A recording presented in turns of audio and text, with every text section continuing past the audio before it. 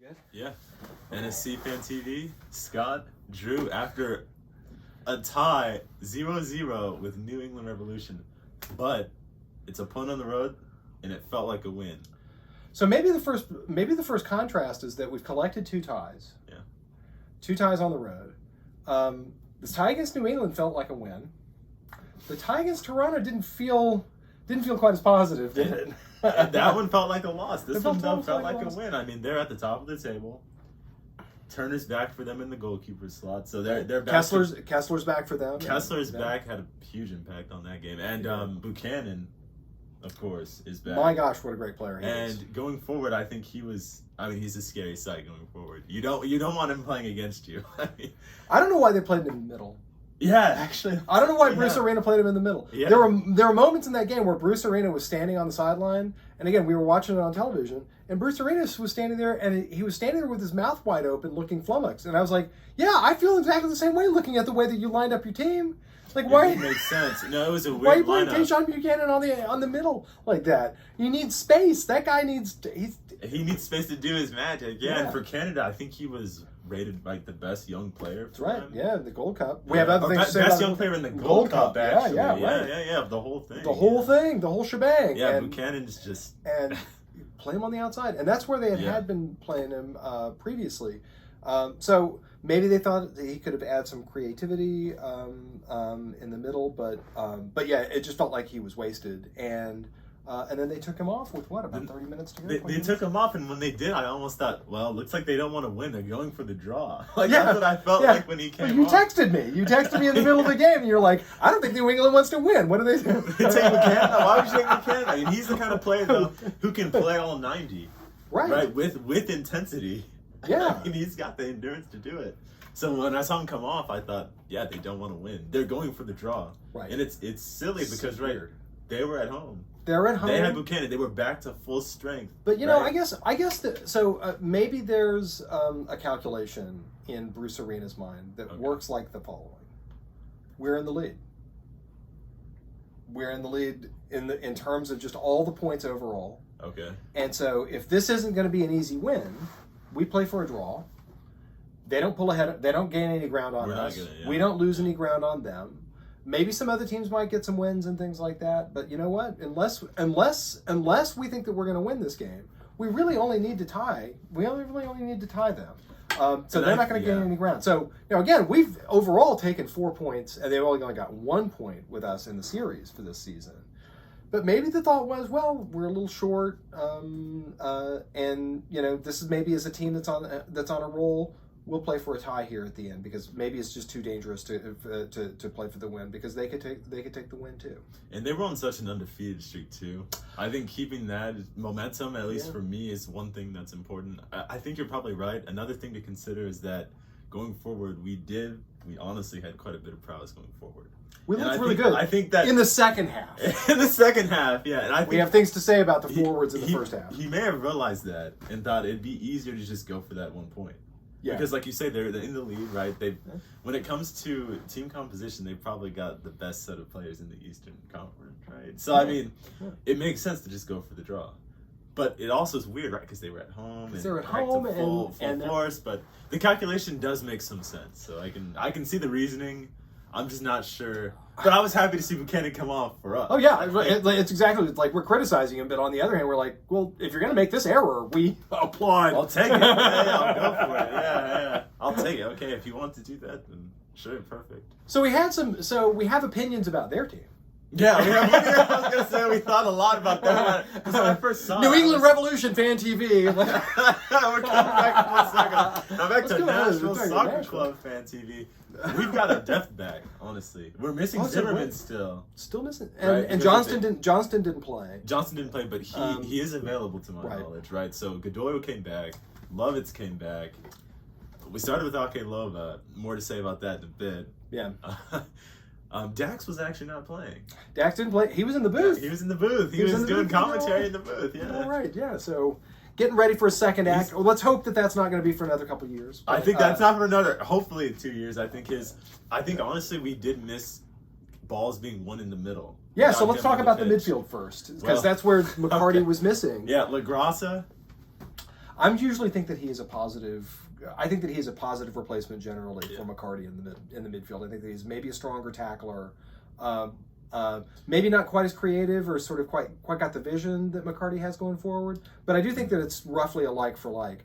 But I think that the strength of his tackles was a problem with this game. Exactly. I think I'm usually a fan, right, of the very confident play, going down and, very aggressive tackles, He does spend a lot of time in the grass. Right? But it came back to bite us in this game with the yellow very early on. And it meant that, it made sense when he came off, but I almost thought he could have came off earlier even. Yeah. Right? It meant he was on a yellow early. And when you're in that kind of spot, Dax's spot, the 6th spot, you need to be able to dig. You need to be able to dig. When the need comes up, right? And on a yellow that early means it just affects the way you can play and the kind of challenges you go for later. It's true. So I think that, right, his really strong forward-thinking defending ended up biting us in the rear end. Right.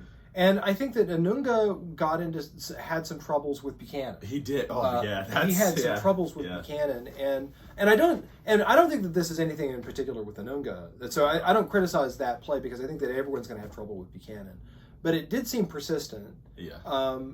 There were a number of times where I think that where he was very clearly this was his assignment. Buchanan was his assignment. He was trying to mark it. Right, trying to mark him because he's the kind of player that wants a lot of space and a little bit of and field to roam in. You put somebody in his shorts and it's not going to work. Yeah, it's not good luck. Yeah. Right.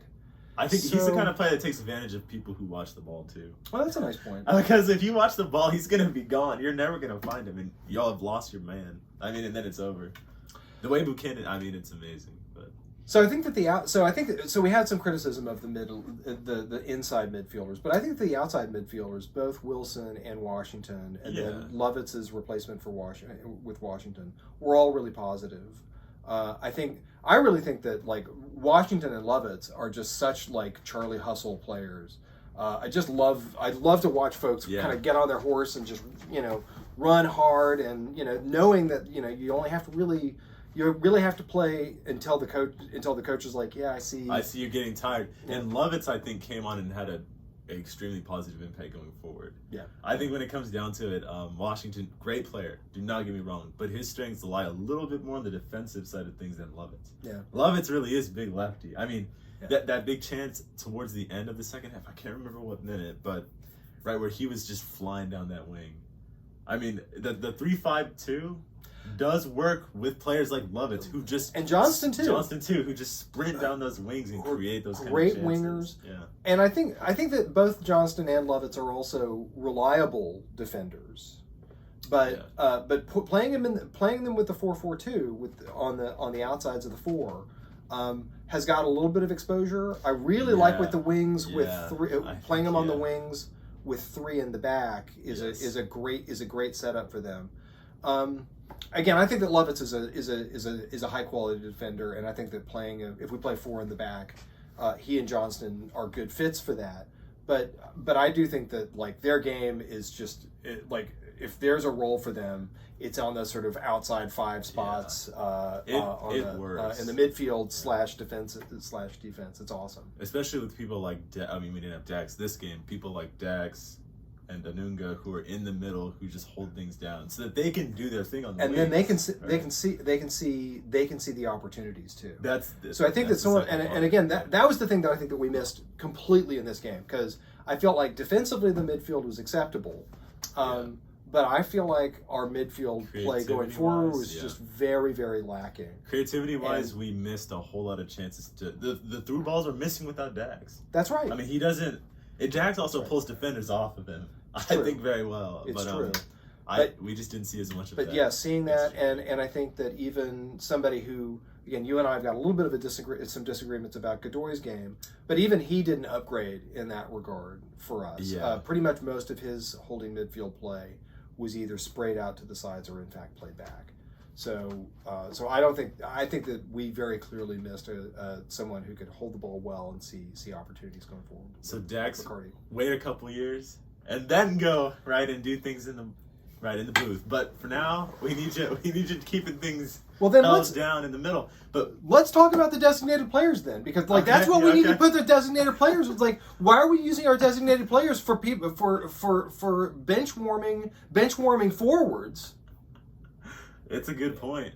I mean, so look, we started with Loba, 72, and we all thought he was going to come on. He came in from Monterrey, Liga Mexico, and I mean, I think he had trouble settling the ball. Yeah. I think I want to give him time to adjust. I want to say that, right, we know that his English isn't the greatest. Gary Smith is trying to learn some Spanish to help out there. So there's probably some communication errors. Yeah. But no communication error is an excuse for not being able to settle. That's exactly it. It was like no kind of communication is going to be able to change that. No matter how terrible my Spanish is, or no matter how terrible his English is, first touch, especially on easy balls, should not be bad. Yeah, his first touch was.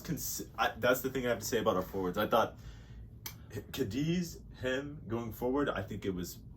There were moments where they had some real magic. There were some moments where I think that they had some real magic. There were some dummies. There was the dummy. There were two dummies, actually. There wasn't just one, there were two. Yeah. And I think Cadiz, that was brilliant by him. Really great communication. That was brilliant by him. He wasn't offside either. That's right. Brilliant dummies that were not offside. Not but offside. The thing is, Loba, just those first touches consistently made it to where the chances would just, you'd see them, and then in front of everyone, they'd just be gone. Because he couldn't settle the ball. And I felt like his dribbling. I feel like he has a lot more confidence. I think that his confidence in his dribbling, and his capacity to be able to beat people 1-on-1, is not accurate to where the level of play in the MLS is. I think that's right. And so there were 2 times he was dribbling at defenders, and he thought he could just. And he thought he was going to be able to beat 2 guys, and you're like, dude, this. He thought he could just phase through people. I think it was their 8.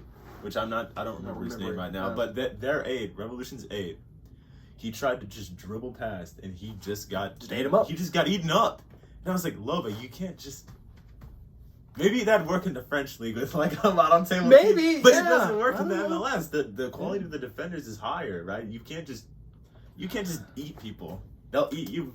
Yeah. I mean, it doesn't work. I mean, and it's against New England Revolution. That's the other part. The top of the table. You can't top do of the that. table team. Yeah. So he was frustrated. I have to admit that, like, I know that both of those players have got significant upsides. I know that both Loba and Cadiz have got significant upsides.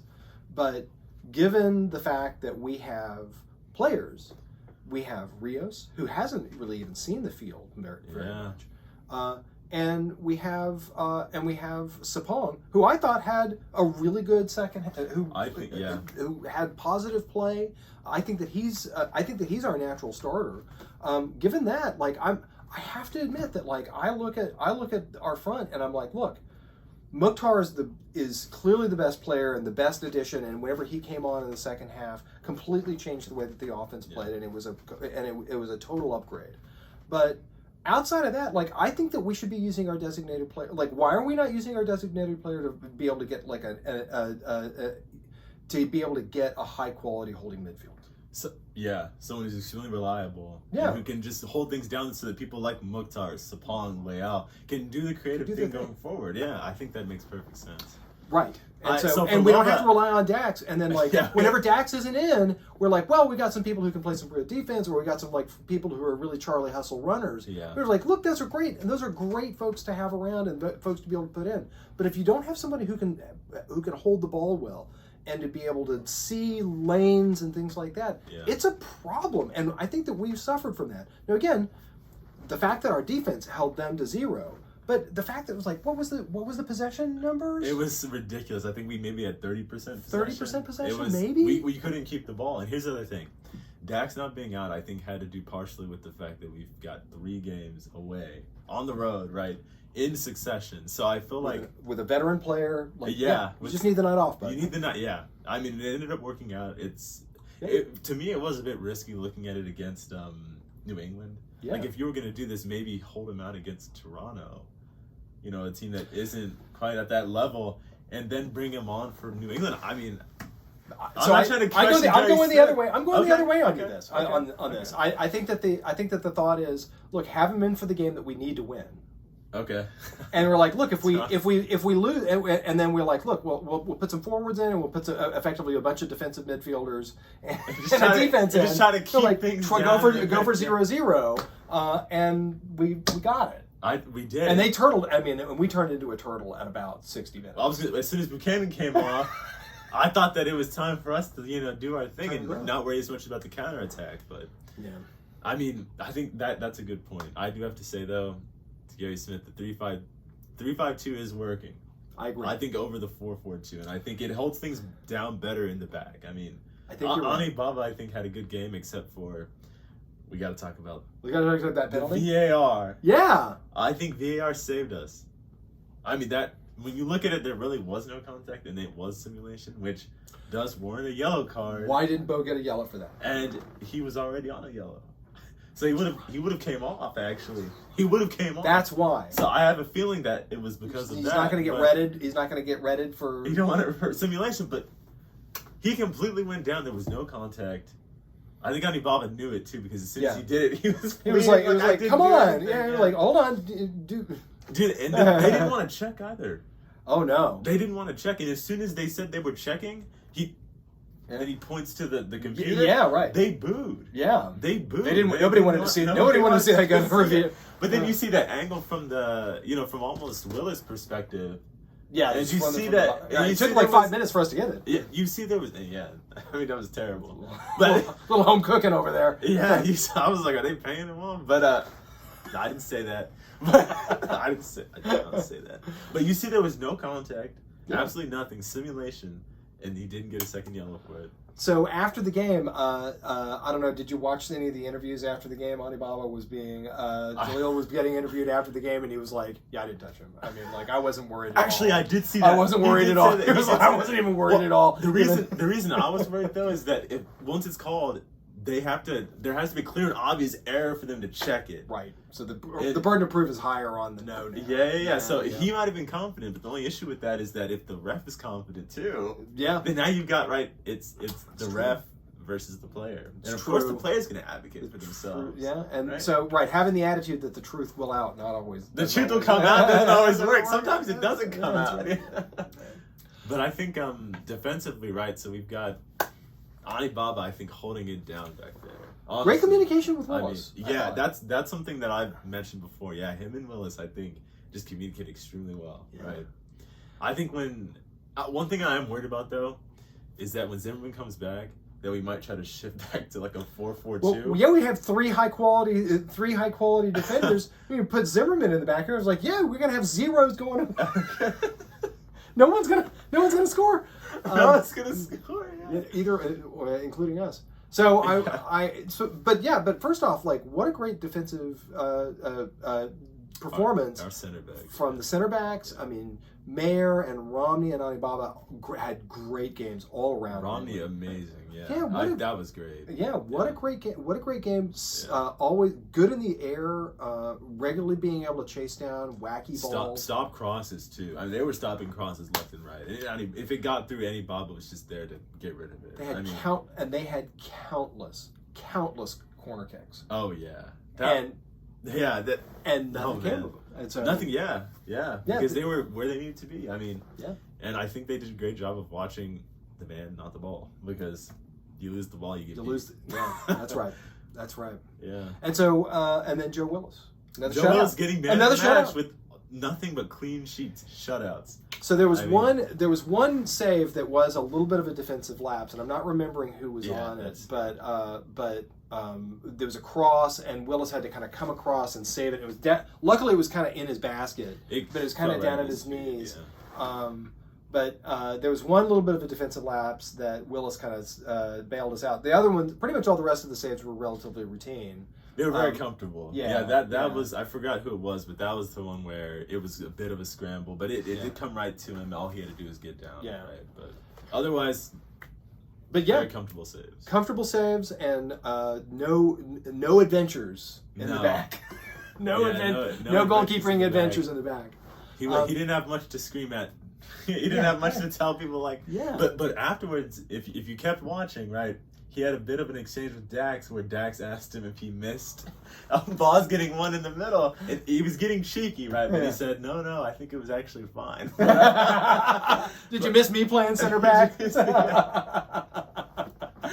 hilarious, but pretty fun, and maybe some real testament to just what a good locker room that they've got, where they're able to kind of have that kind of exchange and be that kind of familiar. So kudos to all of them to having that kind of friendly relationship, and so good. That's just bespeaks a good culture in the locker room and on the training pitch. I think that's right, and I love to see it too, because you don't see many arguments between the players, even when something goes wrong. Right? That's right. And when whoever takes the blame, just takes the blame. Well, everybody gets along when fight. Right. Everything looks fine whenever you're winning or tying a lot. Right? Yeah, but it's when you're losing when you want to look at or when you're on the brink of it too. Yeah, I mean, because there are some games where we trail from behind, right at home. Especially earlier on in the season. Right now, we're about in the middle, right? But earlier on, we would be trailing, maybe by 2 points, right? And you would see a bit of yelling, and you'd see a bit of people come on, get in the middle. What are you doing? But it was never, I don't think, ever vicious. I think that's right. I don't think that there was any blaming. Yeah. There was a little bit of, we'll just say, sort of spirited encouragement. Very spirited. Yeah. But yeah, I mean, we'll talk about even the season opener whenever we were down in the first 10 minutes to Cincinnati. Yeah. But in some ways a surprise, just given how high quality the defense had been coming in the season before. But even then, even when we had to chase the game and things were pretty urgent, still a lot of positivity. So, it's more about getting back into the game than trying to blame why it happened, right? Yeah. I mean, one of the benefits of sort of us praising the virtues is that we really haven't had a real rocky patch. Yeah, I was going to say, we've got a ton of draws too, and they mentioned it in the pregame interview with Gary Smith, and he said, are you going to look for 3 points?